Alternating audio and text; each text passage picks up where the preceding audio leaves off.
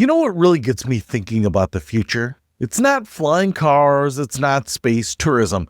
It's something way more practical and honestly, way more life-changing. Humanoid robots. And I'm not talking about some sci-fi fantasy. I'm talking about Tesla's Optimus, Boston Dynamics Atlas, and a whole wave of robots that are about to completely revolutionize how we live. But here's the thing, and this is crucial. This revolution isn't about them being fast. It's not about them doing backflips like Boston Dynamics loves to show off. It's about something way more fundamental. Can they do the stuff I need done that I can now offload to them? Let me start with the elephant in the room, price. Because if a robot costs $200,000, we can stop this conversation right now. It's completely irrelevant for most people. But Tesla? They're targeting $20,000 to $30,000 for Optimus once they hit mass production. $20,000. That's less than most new cars, and honestly, that changes everything. Now, some people have criticized these robots for being slow in their demonstrations, and you know what I say to that? I genuinely don't care if a robot is slow. Speed is not the point here. The point is time. My time, your time, the average person's time. Let me put this into perspective. According to the American Cleaning Institute, Americans spend about 6 hours every week just cleaning their homes. 6 hours. The Bureau of Labor Statistics found that women spend an average of 2.7 hours per day on household activities, while men spend 2.1 hours. We're talking about cleaning, laundry, cooking, lawn care, the never-ending cycle of household chores. You know what I'm talking about. And laundry, don't even get me started on laundry. Studies show the average American family does 300 to 390 loads of laundry per year. Women spend about 47 minutes per day on laundry-related chores. That's over 240 hours per year. 10 full days of your life, every single year just doing laundry. So when people ask me, why do you care about a slow robot? Here's why. If that robot can spend an entire day while I'm working doing my laundry, washing and drying and folding and putting it away, I don't care if it takes 8 hours instead of 3, because I'm not doing it. It's getting done without me lifting a finger. Think about it like this. When wealthy people buy a corporate jet, what are they really buying? They're buying back time. Instead of spending half a day in the airport dealing with security lines and delays and connections, they just show up, get on and go. They're buying hours and hours of their life back. And that's exactly what a humanoid robot does for the average person. Putting dishes in the dishwasher, unloading the dishwasher and putting everything away, moving laundry to the dryer, folding clothes, vacuuming, mopping, dusting, cleaning bathrooms, which, by the way, 52% of Americans say is their most dreaded cleaning task. All of that adds up. And for the average American who's working their butt off just to get by, who's struggling to afford life, who says it's hard to get ahead, imagine getting all that time back. Time you could be spending with your kids, time you could spend on a side hustle, time you could spend learning something new or just, I don't know, relaxing. I have a housekeeper who comes every week. She cleans the floors, straightens up, vacuums, dusts, cleans the bathrooms, and even with professional help, it's still hours of work. Now, imagine, instead of paying someone weekly, I have a robot that costs me nothing except the electricity to charge it, and it can work all day while I'm gone. It doesn't need breaks, it doesn't need days off, and it's mine. But here's where it gets really fascinating, and this is why the humanoid design is absolutely brilliant.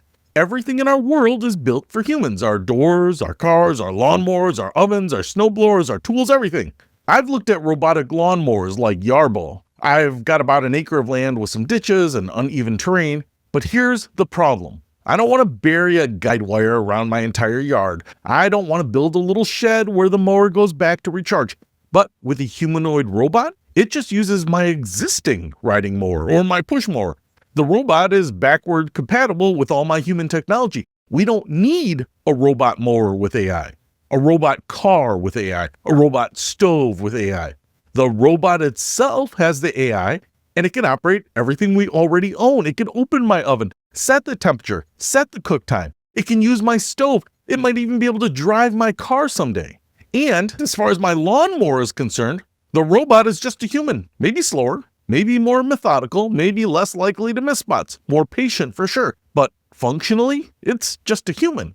And let me tell you about something that really hit home for me. My neighbors are heading to Florida for the winter. They're going to be gone for months. And they asked me, hey, can you pop into our house once a week? Just make sure nothing froze, that there's no water damage, no broken pipes, that a tree didn't smash through the window. And could you water the plants while we're gone? Sure, no problem. I'm happy to do it. But here's the thing. A robot doesn't need to come with them on vacation. A robot can stay home and handle all of that.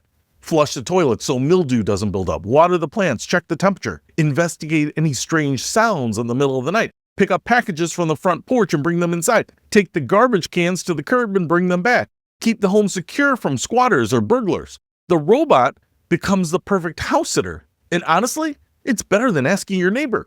Think about all the services people pay for. Landscaping, lawn mowing, housekeeping, window washing, gutter cleaning, dog walking, even grocery shopping. Morgan Stanley research predicts the humanoid robot market could reach $5 trillion by 2050. $5 trillion. That's twice the size of today's automobile industry. They estimate there could be more than 1 billion humanoid robots in use by 2050. 1 billion robots? And Tesla's planning to produce 1 million Optimus robots per year once they scale up. These aren't pipe dreams anymore. Boston Dynamics just announced they're putting Atlas into production. They're shipping to Hyundai factories and partnering with Google DeepMind to make their robots even smarter. Now let's talk about Tesla's specific advantage. They're targeting $20,000. Some sources say it could eventually hit that price point, while initial units might be $40,000 to $50,000. But here's why Tesla can hit that lower price point. They're leveraging everything they've learned from building cars. The visual perception system in Optimus, it's basically the same technology as Tesla's full self-driving system. Same cameras, same AI, same neural networks. Tesla's already solved the hardest problem, understanding the world through cameras and AI. Now they're just applying it to a robot body instead of a car. And their supply chain, it's already set up to produce millions of vehicles. They know how to manufacture at scale. They know how to drive down costs. And competing robots from Figure AI or Agility Robotics, they're estimated at $150,000 to $250,000. Boston Dynamics Atlas probably runs well into the six figures.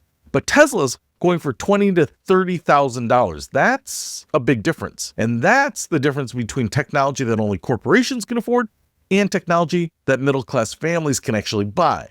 But let me bring this full circle with something that really excites me. The fully self-driving car connection. Imagine you have a Tesla that can drive itself unsupervised. You order food from Jimmy John's. Normally, the car would drive there, but then someone from the restaurant would have to bring out your food and put it in your trunk. They'd have to know you're there. It's a whole thing.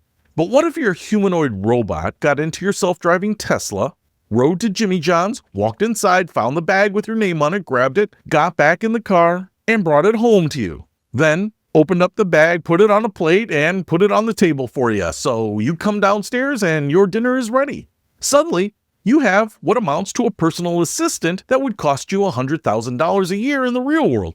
Someone to drop off your dry cleaning, pick it up, run errands, drop something off at your neighbor's house, all while you're doing literally anything else. And here's what really gets me.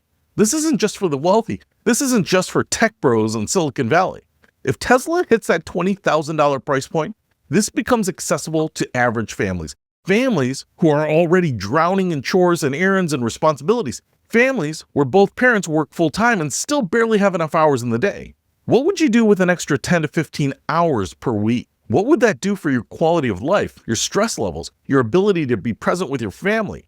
And yes, I know people are going to worry about jobs. Morgan Stanley estimates that by 2050, 63 million humanoid robots could be working in the US, potentially affecting 40% of employees. That's a real concern. But you know what? We've been through technological revolutions before. When cars replaced horses, when computers replaced typewriters, when the internet changed everything. Society adapts. New jobs are created. And frankly, if robots can take over the dangerous, repetitive, boring work, the jobs in warehouses where people are getting injured, the backbreaking construction labor, the tedious assembly line work, maybe that's not such a bad thing. Maybe that frees up humans to do the work that actually requires creativity and empathy and complex problem solving. I'm also thinking about elderly care. By 2050, more than 1 in 6 people globally will be over 65. We're facing a massive caregiver shortage. If humanoid robots can help elderly people stay in their homes longer, helping them out of chairs, making them meals, reminding them to take medication, providing companionship, that's a huge win for human dignity and quality of life. Look, I get it, skeptics are out there. Some experts say humanoid robots are overhyped. Rodney Brooks, the co-founder of iRobot who made the Roomba, said the idea of humanoid robots as catch-all assistants is pure fantasy thinking. And maybe he's right about the timeline. Maybe it takes longer than we think. But the trajectory is clear. The technology is advancing fast. The market is heating up. Goldman Sachs just revised their 2035 forecast from $6 billion to $38 billion because of how quickly things are progressing. Companies like Figure AI have raised $700 million. Boston Dynamics is backed by Hyundai and partnering with Google DeepMind. Tesla has Elon Musk betting that Optimus will eventually account for 80% of Tesla's value. These are not small bets. This is serious money backing a serious vision. And the competition is only accelerating things. Chinese companies are flooding the market with cheaper alternatives. Unitree's G1 humanoid starts at $16,000. K-Scale Labs has a bot priced at $9,000. The prices are falling fast, and capabilities are improving even faster. Here's my bottom line. We're living in an age where the game is changing for everyone, not just for the wealthy people, not just for the corporations, for everyone. The average person working a regular job, struggling to keep up with life, drowning in chores and responsibilities, that person is about to get a legitimate solution. A robot that can handle the household work, a robot that can stay at home and manage your property while you're on vacation, a robot that can run errands in your self-driving car, a robot that costs less than a mid-range sedan and lasts for years. That's not science fiction. That's the next 10 years of our lives. And honestly, I cannot wait because I'm tired of spending my weekends doing laundry and mowing the lawn and cleaning bathrooms. I've got better things to do with my time. We all do. The robot revolution is coming, and this time, it's not just for the elite, it's for all of us.